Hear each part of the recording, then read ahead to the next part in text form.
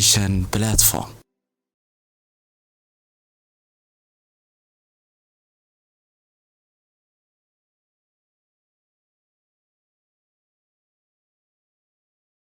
الرحمن الرحيم الحمد لله رب العالمين وصلى الله على نبينا محمد وعلى آله وصحبه وسلم أجمعين أدي هذا وما سنتين جزاكم الله خيرا إلهي سبحانه وتعالى أيام هذا سكلا وحسا كلا وكم حسوين كيني معدد أفكار صومالي فصل كلابات دوكسي السريع مركا 10 كيني سقالات أيام كجرني بلوغي سلسلة دي حريو مركا waxaan dhexda uga jirnay silsiladaas iyo bal sida maaragtay arrimuhu ay ahaayeen iyo wadanka sida loogu soo halgamay iyo raggi iyo haweenba sida looga qayb qaatay marka halkan ayaan ka bilaabaynaa maadayska qaybta koowaad riwaayada markii la dhigayay maadayska isaga ah qaybtiisa koowaad waxaa lagu gunaanadaya lagu soo gabagabeynaya muuqaal qurux badan oo ay gabdhihii soo halgamay si wacan umariiman yihiin gabdhihii soo halgamay si wanaagsan ay umariiman yihiin maxaa si wanaagsan ay u labisan yihiin dhar qurux badan mariinka waxa la yiraahdaa dharka oo midabada kala duwan iyo quruxda ah si wacan umariiman yihiin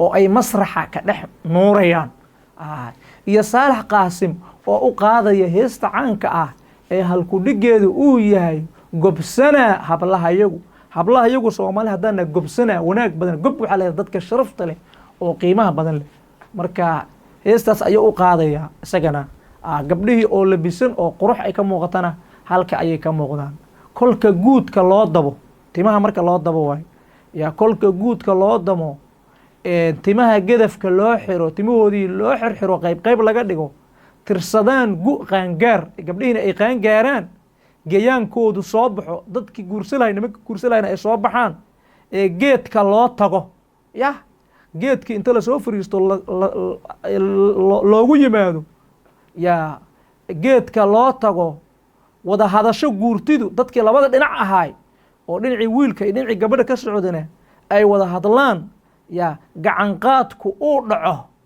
oo nikaaxii maaragta uu dhaco oo la is gacan qaado oo si wanaagsan maaragtay la isu fahmo laga keeno guunyada xoolana laga dhiibo gabdhihii gablayda iyo ciyaaraha يا لجنجنو أروسكي العيارو أو مشحرات عيار يعني ماشي أي كده عضو أروسكينا للدياريو وجاري نلال وعن جارد وهوين ذي الغبو وجبر ومروق نلال وعن وأد وناكسن يا وجاري نلال وعن وجبر نلال وناكسن لقصو جردات شيء لقصو برباريي لقصو برباريي قبسنا هبلها يجو حبنا وذا جرار له وده جركو هذا أمانة xubno oo wada garaara leh ya maxaa la yiraahdaa itaal gobol laxaada leh itaal iyo awood iyo kartina leh timaha goray haldhaaga gorayga waxa way waa gorayada haldhaaguna waxa waa mid quruxda badan ya oo gorayde kamida wuxuu yiri afmadow gundig u yahay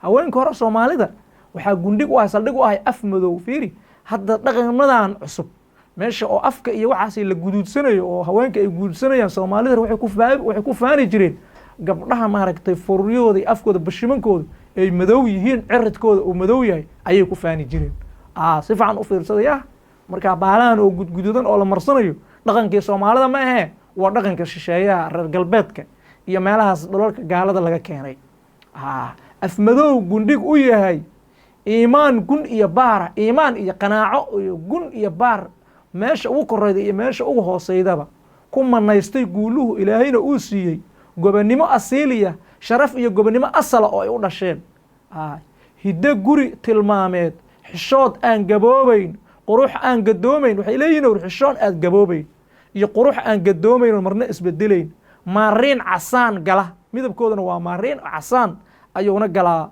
ya waa midab u gaaree gobsana hablaha iyagu taas ayuu isna maaragtay uu ninka odaga uu qaadayay waayahay marka intaas markaan ku joojino wax qabadka saddexaad fiiri si wanaagsan baad uga jawaabi kartaa su'aalahan aniga oo adeegsanaya waayo aragnimada aan u leeyahay afka Soomaaliga waxaan ka war celinayaa weydiimaha casharka la iga weydiiyey ee soo socda maxaa ay matalayaan gardarro iyo wiilasheedu kolka aad riwaayadda dhuuxdo riwaayadda bal marka aad fiirido gardarro iyo wiilasheedu maxay matalayaan waxay matalayaan dadka samadiidka ah, dadka waddanka kharibaya yah kuwaas ayay matalayaan. midda labaad maxaa ay matalayaan xorriyo iyo hiilkeedu kolka dadka usoo haylinaya, kolka aad riwaayadda dhuuxdo maxay iyaguna matalayaan? waxay matalayaan dadka samajaclaha ah ee waddanka maaragtay ka fakeraya oo waddanka rabaan inay badbaadiyaan. adiga waxaa lagu yidhi naftarkaaga dareen jaadkee ah, noocee ah baad maadeysku ku siiyey kolkaad akhriday, markaad akhriday dareen noocee ah ayaad qaadatay adiga naftarkaagu, dareenkaagu sidee ayuu noqday. midda afaraad, sidee u aragtaa in maaragtay suugaan bilayaashu dadka suugaanta dejinaya oo alifaya ay riwaayadda jaadkaas ah dhigaan xilli ay dalkeena ka jirtay haaso colaadeed, ayadoo waddankeena colaad iyo marmarka qaar dagaallo sokeeyo iyo ay ka jireen yah, gaar ahaan gobollada oo Soomaaliya qaar ka mida ay ka jireen. sidee ay kula tahay riwaayaddan oo iyadana dadkii madaxda ahay xumaantooda sii muujinayda inay dhigaan riwaayaddan, bal sidee ayay adigana ay kula tahay ayaa lagu dhahay. waaya waxqabadka afraad, waxaan akhrinayaa erayada aan casharka ku soo bartay. xeero waxaa la yidhahdaa weel wax lagu cuno oo qori ka samaysan, geedaha ka samaysan. soomaalida maxaa la dhaqankeeda weelasha wax lagu cunayo suxuunta iyo waxaas iyo kulli iyo geedaha ayaa laga samaysan jiray. marka waa weel oo geed ka samaysan. tamartuna maxaa waay? dheefta laga helo hilibka, caanaha, digirta iyo wixii lamada ee jirku ku koro ayaa tamarta la yidhaha kaasna. kaalarigu maxaa waay? waa halbeeg lagu cabiro intaa qofka tamar kasta uga baahan yahay. halbeega lagu cabiro qofku inta uu tamar kasta uga baahan yahay. waxyaalaha oo maaragtay fitamiinaadka iyo brotiinada iyo duxda iyo waxyaalaha oo kala nooca inta uga baahan yahay baa lagu cabiraa. ayaa isku dar maxaa waay? kolka cunto la samaysanayo waxyaabaha ay ka kooban tahay ee la isku darayo ayaa isku darka la yidhaahdaa. hogaysana maxaa waay? hilib caloosha xoolaha oo rogan lagu guray oo lagu bisleeyey, god dab lagu shiday. waa hilibkaas xoolaha calooshooda ayaa dhinaca kale inta loo gediyo ayaa hilibka inta lagu guro maaragtay dabaa lagu shidaa, dab korkiisa ayaa lagu saaraa. markaasaa dhacaankii iyo wixii oo dhan ay ka baxayaan oo ay ka dhammaanayaan. marka hilib la hogeeyey ayaa la yidhaahdaa. hilib aad u macaan ayuu noqonayaa. dubanna maxaa waaye? erey kale oo la macnaa solay oo ah hilib dab dhamacdiis lagu dubay, dab dhuxulihiis hilib lagu dubay na duban ayaa la dhaha, hilib duban. rug maxaa waaye? waa meel la degan yahay sida aqal, god, buul iyo wixii lamidka ah. meel walboo la degan yahay lagu nool yahay ayaa la dhahaa. rabadina waa meel la degan yahay sida maaragtay jabad, guri dhul ballaaran ku fadhiya, meel jaamacad ku taal, meel xafiisyo badan ku yaaliin sida aqalka madaxtooyada oo kale ayaa waxaa la yidhahaa rabadin. rabadinku waa dhul ballaaran oo guryo ay ku yaaliin oo la degan yahay, isagana xafiisyo iyo waxay rabtaba ha ahaatee way ballaaran tahay. rugta cuntada waxaa la yidhaahdaa waa maqaaxida wax cuntada laga iibsado. dadku hadda waxa ay ugu yeeraan restauranti. hotelna maxaa waaye? waa meelaha la jiifsado ee la kiraysto habeenkii. dadkuna hadda waxa ay ugu yeeraan maaragtay hodheel ka maqan tahay meesha, laakiin hotel ayaa laga wadaa. rubad maxaa waaye? erey la macnaa ruuxa ama nafta. naf maxaa waaye? erey kale oo la macnaa xaw, dhuunta ama hunguriga.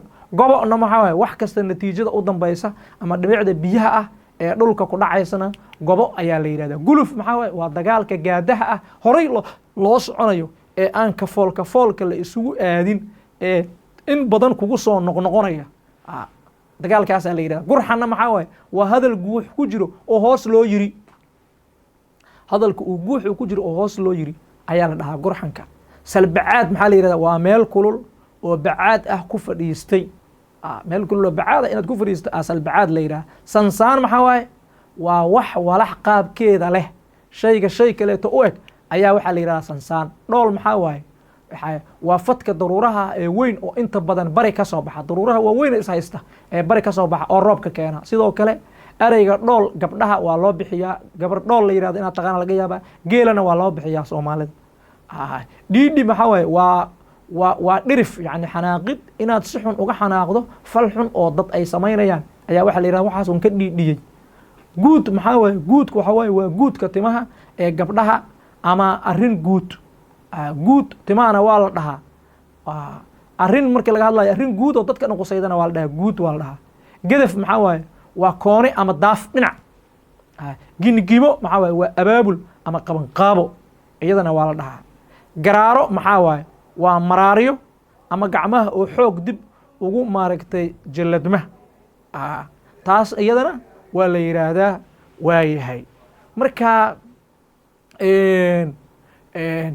intaan kaleeto maxaa waa shaqadii aan qaban jirnay ya waa shaqadii iyadahay oo aan qaban jirnay aniga oo adeegsanaya waayo aragnimada iyo aqoonta aan u leeyahay ereyada afka Soomaaliga waxaan isku aadinayaa sharaxaada iyo ereyga isleh ayaan maaragtay aan isku aadinaya. marka waa shaqadii aan qaban jirnay. dariiqa aan mari jirnay muxuu ahay marka hore intaan jawaabno oo qorno ayaan markaas hal aan u sharxi jirnay. marka sidaani ayaan maaragtay aan ku soconnaa waayahay. sidaani ayaan maaragtay aan ku soconnaa marka waa ka shaqaynaynaa waayahay. maxaa la yiraahdaa waa ka 7 4 9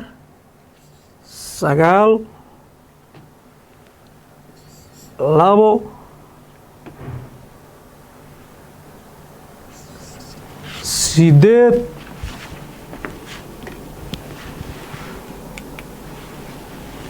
maxaa la yiraahdaa 10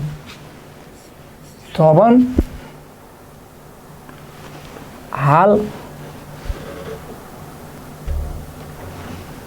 5 6 6 tobankoodiina marka sidaas ayaan maaragtay aan uga shaqaynay.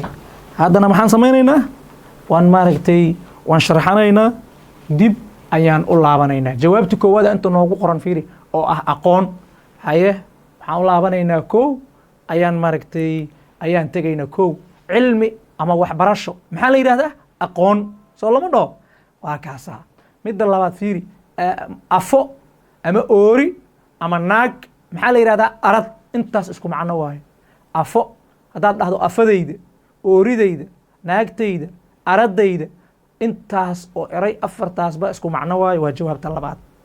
yaa jawaabta saddexaad fiiri socdaal meel loogu ambabaxayo si miro loo soo gurto meela la aada si maaragtay miro loo soo gurto kaasna maxaa la dhahaa waa jawaabta saddexaad. saddex fiiri arax ayaa la dhahaa waxaa la dhahaa arax ayaa la yidhaha. dib aan u noqonay midda afaraad fiiri haddana lahan qarsoon oo xasuus kugu reeba ama maaragtay maxaa la yidhahdaa gocasho xun maxaa la yidhahdaa taasna arami ayaa la dhahaa. waxa oo xusuusta kugu reeba oodan iloobaynin oo xusuusta khatarta ah oo dhibaatada ah taasna waxaa la yidhahdaa arami ayaa la dhahaa. haye midda shanaadna fiiri gogol dhig ama hordhac maxaa la yidhaahdaa yaa gogol dhig ama maaragtay hordhac. jawaabta shanaad fiiri arar ayaa la yidhaha hadalka arartiisa hadalka gogol dhaciisa hadalka marka waa kaas waaye. midda lixaad maxaa waaye marka midda lixaad maroodiga lab ama ninka ah ee wax dhalay maxaa la yidhahda kaas jawaabta lixaad waa taas arbe ayaa la dhahaa. arbuhu waa maroodigaas oo ninka oo haddana qaan gaarayo wax dhalay haye inuu wax dhalo maaragtay awood u leh. meel meegaaran oo guriga hortiisa ah oo la seexdo maxaa la dhahaa taasna ya taas maxaa la yidhahdaa meel meegaaran oo guriga hortiisa ah oo la seexdo haye maxaa la dhahaa ardaa miya waa kaas 7 ardaa muujadido waayahay. haddana dib maaragtay ayaan maxaa la yidhahdaa aan u soconay. midda sideedaad fiiri nacas ama doqon ama dhaadhaan ama dabaal iyo wixii lamida kaas isagana maxaa la yidhahdaa jawaabta lamidkaah maxaa waaye kaas waxaa la yidhahdaa ardaal ayaa la dhahaa waa kaasaa 8 ardaal muujadido waa kaa. haye midda oo kale oo 9aad haddana maaragtay bal fiiri midda 9aadna baali iyo basari iyo bagagi iyo goonbaar haweeney maamul xun intaasoo dhan waa isku mid. naag oo baali ah naag oo basari ah naag oo bagagi ah naag oo goonbaar ah foolxumo ah haweeney maamul xun intaasoo dhan markii laysku daro jawaabta 9aad fiiri maxaa la dhahaa hal magaca intaasoo dhan laysku dhahaa inkasta oo xoogaa yar maaragtay uu ku jiro wax yar oo maaragtay ay ku jiraan maxaa yeele intaan qaar baa kala duwan oo wuxuuna dhihi doonaa fiiri jawaabta horta jawaabta 9aad uuna siinaya fiiri waa areebo naag areeba ah intaas laysku dhahaa u dhaha. laakiin goombaarta waxaa la yidhaha naagta areebadaa lama dhehe naagta iyadoo maaragtay goombaarta waxaa la dhahaa naagta oon quruxda lahayn oo faalxumada ah. marka iyadoon qurux lahayn ay naag oo nadiif ah oo aan wasaq iyo waxaas iyo lahayn ayay noqon kartaa. laakiin areebada waxaa la yidhaha naagta oo nadaafadeedu ay xun tahay. laakiin hadda qoraaga uu isku qabtay intaasoo dhan halkaas macno ayuu siiyey. laakiin waa inaad saas aad u kala fahamtaan. waayahay midda tobanaad, naxdin ama cabsi maxaa la dhahaa? argagax ayaa la dhahaa. intaasoo dhan waxaa la yidhahdaa argagax. kuwaasna waa ka shaqaynay. waayahay horeyaan marka aan usii soconnaa. haddana fiiri kuwaanna fudayd waayo. kuwan maxay yihin mataqaan? waa mahmaayooyinkii oo aan isku toosinaynay. mahmaayo oo ah joog utax iyo mid ah maxaa la yidhaha joog utaxa labaad, joog utaxa koowaad iyo joog utaxa labaad ayaa maaragtay isku aadinaynaa. mahmaayooyinkan marka iyagana way isku aadan yihiin. way isku aadan yihiin. oo sidee ayay isugu aadan yihiin mataqaana? waxay isugu aadan yihiin bal iyagana sida ay yihiin fiiri. sida ay isugu aadan yihiin oo ay isu leeyihiin fiiri. hadda nambar umawna yeelin, laakiin annaga si oo maaragtay waqtigana uu noogu wanaagsanaadana saas ayaan ka dhigaynaa. marka muxuu dhahay midda koowaad marka muxuu yidhi doon buuxda baa doon buuxda baa wuxuu yidhi doon buuxda oo badeeco iyo wax walbo iyo kulli ay maaragtay ay ku jiraan. waa maamaadii qayb ka mida. doon buuxda baa badi degtaa dadkuna ka quustaa. marar badan baa waxa dhacda doon buuxda inay badda degto oo badda ay ku dhacdo, dadkuna waa ay ka quustaan. marka labada jawaabood way kala baxsan yihin mujeedado. qaybtaan horeyto waxaa waay masalanba markaan dhahno kow marka aan siino qaybta labaad oo mahmahada noo soo noqonayda oo ahay badi degtaa ayaan iyadana waxaan siinaynaa kow ayaan iyadana aan siinaynaa. mujeedado badi degtaana waa tanaa. marka waxay noqonaya kow iyo kow. saas ayay maaragtay ay noo noqotay. waa yahay dib ayaan haddana mar kale aan ugu noqonnay. marka mar kasta safkaani waa kow laba saddex afar shan saas waaye mar walba safkaani. midda labaad door ismood, door yani qofka oo qiimaha leh ayaa maaragtay ayaa la yidhaahdaa door ismood. marka waa labo waaye. halkaana waxaan dhahnay labo ayaan ku qornay. hayetanna xataa waxaan sii dhahnay saddex ayaan sii dhahnay. intana afar waanba kusii qornay. marka aan fiirina jawaabtaas marka labaad muxuu dhahay? door ismood. nin oo door isu moodaya inuu hadda nin wanaagsan oo fiican yahay door ismood doqon ah baa jira.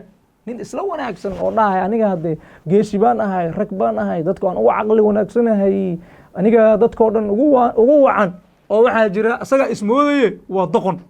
marka waa meesha la dhaho sida adiga aad sheeganayda ma tihide, waa sida dadka ay kuu haystaan. marka kaasna haddana waa kaasa. haye midda oo saddexaad fiiri, dooradaada iga cesho. dooradaada iga cesho. doorada waa taqan bahasha yarta digaagada. dooradaada iga cesho maxay tahay? dooradaada iga cesho waa dood bilowgeed. waa dood bilowgeed. dooradaada iga cesho waa dood bilowgeed. qofka ku dhahayaa maxaa la yidhahdaa dooradaada iga cesho wuxuu rabaa inuu kula dagaalo ayuu maaragtay uu doonayaa. haye midda kaleeto maxaa waaye? midda oo afaraad doqon. doqon fiiro taqaan iyo geesi malafo bartay. waxa ka horeeya doqon baa ka horeydo. waxaa ka horeydo maaragtay waxaa ka horeydo midda kale oo ahayd maxaa la yidhaahdaa doqon baa waa midda afaraad sax. middan afaraad iyaduna maxay ahayd? afarta marka midda afaraad iyaduna markaa waxaa weeye doqon baa la duufsadaa.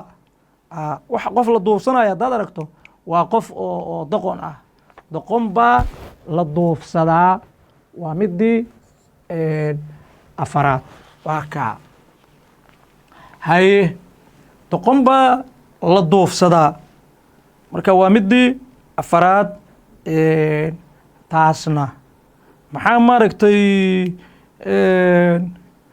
maaragtay inoogu sii xiga mataqaana doqon fiiro taqaan iyo geesi malafo bartay tanina waxa waaye waa 5 ya tanina waa 5 maxaa la yidhaahdaa 6 7 8 9 saas waaye marka muxuu dhahay wuxuu dhahay doqon fiiro taqaan iyo geesi malafo bartay baa dhexdooda miidaamo ka dhalataa baa dhexdooda miidaamo ay ka dhalataa waa midda oo maxaa la yidhaahdaa waa midda 5aad midda waxa weeye oo 5aad haye baa dhexdooda miidaamo ay ka dhalataa marka tan waaye waa midda oo 5aad waayahay waxaa tagtaa midda oo 6aad dana horay u soco midda 6aad doqon ha u gargaarin yaa doqon ha u gargaarin midda 6aad waayaa doqon ha u gargaarin hana gargaarsan doqon ha u gargaarin hana gargaarsan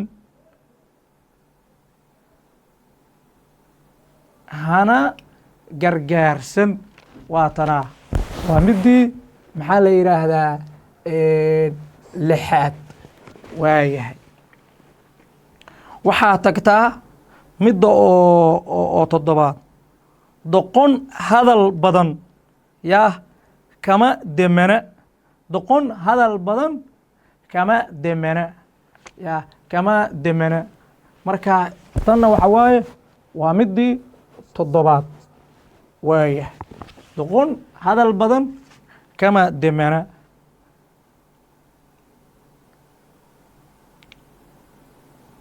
yaa doqon hadal badan kama demana waa kaa marka waa 7 iyo 7 soo uma jeedid waayahay maxaa markaa inoogu xiga waxaa inoogu xiga haddana 8 doqon usheeda yah doqon usheeda aa lagu dilaa doqon usheedaa lagu dilaa doqon usheeda aa lagu dilaa waayahay doqon usheeda baa lagu dilaa marka waatana iyadana waa 8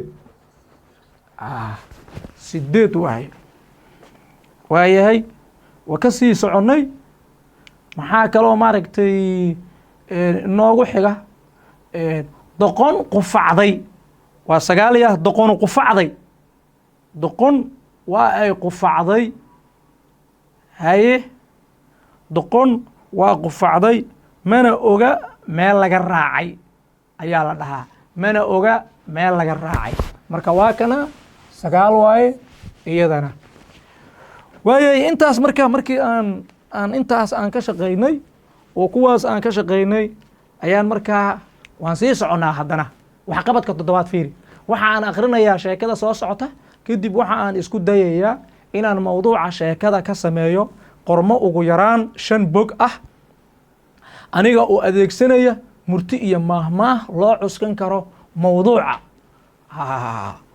sheekadan aan dhegeysanaa murti iyo maahmaah oo mawduucan loo cuskan karo ayaana ka samaynaya aadanaha waxaa lagu yaqaan aadana waa bini aadanka aadanaha waxaa lagu yaqaan hawl nacayb iyo dib u dhigasho dib u dhigasho shaqo taagan oo u baahan in wax laga qabto.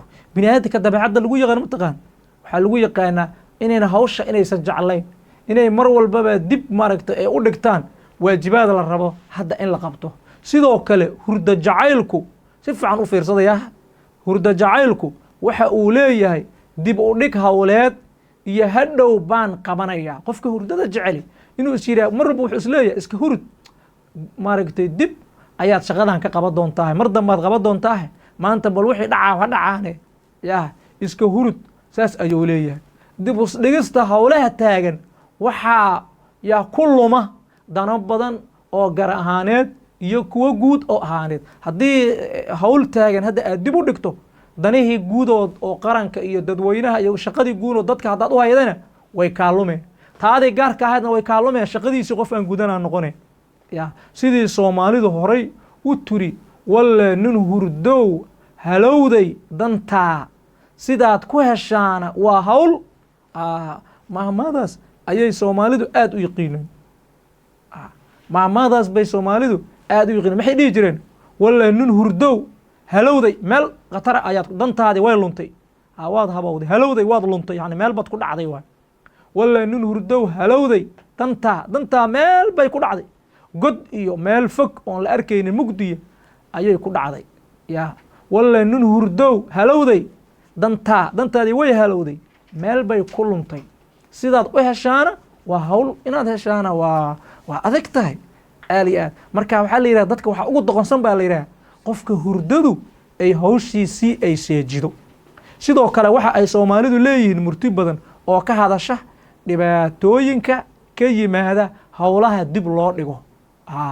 howlaha dib loo dhigo murti badan oo maarata soomaalida ha jirto oo ka hadlayda oo diidayda in maaragtay howlaha in dib loo dhigo. marka mar kasta maxaa la rabaa? mar kasta waxaa la rabaa in maaragtay hawsha aan dib loo dhigin ee shaqada kuu taal waqtigeeda aad qabato. yacni laysma yiraahdo casharkan waad akri doontaa ya hadda maanta maaragtay iska maaragtay maqnaaw, laakiin casharka waa qoran doontaa, waad akri doontaa. imtixaanku markuu soo dhowaado ya imtixaanku markuu soo dhow yahay ayaad akri doontaa, dib u muraajacay doontaa, macalimiinta muraajacadooda iyo usbuuca imtixaanka ka horeeya ayaad akri doontaa, sidaas baad yeeli doontaa, casharada dib baad ka qoran doontaa, su-aalaha waad ka jawaabi doontaa. waxaasoo dhan maaragtay laysma yiraahdo, marna laguma fikero. sida ugu wanaagsan maxaa waaye shaqadaada inay jadwal leedahay, maanta waajibaadka kuu yaal inaad qabato oo shaqadaas aad ka soo baxdo oo dib aadan u dhiginin. sidaas ayaa waxay tahay sida saxda marka xigmad aad iyo aad u weyn ayaa meeshan ku jirto. adiga u fiirsa, ardada bal u fiirsaya. ardada qaar baa casharka markii la qoro casharka koowaad sana dugsiyeedkii waa la furay, casharka koowaad wayba iska akhrinayaanba, kii labaad way akhrinayaan. imtixaankii wuxuu imaanaya imtixaankii teeramkii ama midkii oo bilaha ahay shahriga ayaa imaanaya iyagoo ooba soo akhriyeyba, natiijo fiican ayay keenayaan. haddana cashar kasta way akhrinayaan, saas bay u akrinayaan. imtixaankii weynaa natiijada ugu sarreeda helayaan. maaragtay qaar kale waxaa jira oo dhahaya maya hadda waa iska sheekaysanaa, waa iska baashaalaa, laakiin markuu imtixaanku soo dhowaado ayaan casharada dhan aan akrinaya.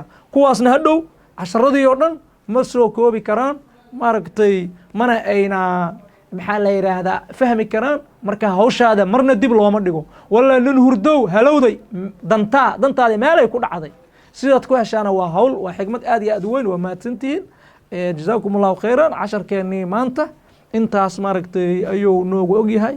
waxaan intaas ku dhammaynay casharkii 9aad. marka jazaakum allahu khayran. asalaamu calaykum waraxmat